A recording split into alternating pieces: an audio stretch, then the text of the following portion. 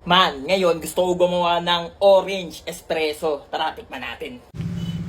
So ayun nga, kukuha na nga ako ng baso kasi ako ay ganado at binato ko na kaagad at kumuha na din ako ng coffee grinder para naman maumpisahan na. At ayan, dinistributor ko na, tignan nyo. At eto pa, itatamper ko na para talagang yuping-yupito. Pero eto na ang pinakahuli, inilagay ko na sa machine para naman maumpisahan na to. Pero tara na, nilagyan ko na ng yelo yung baso habang kinuha ko yung mandarin orange from Jeju Island. So let's go!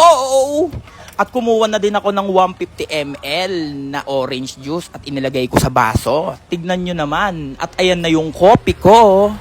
Ilalagay ko na sa baso. 1, 2, 3. Ready, get, set, go! Boom! Parang Neneng B, kanyang katawan.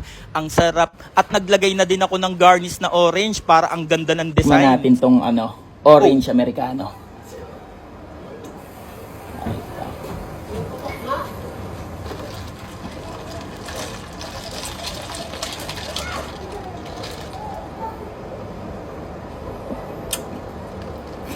Gag! Ang sarap!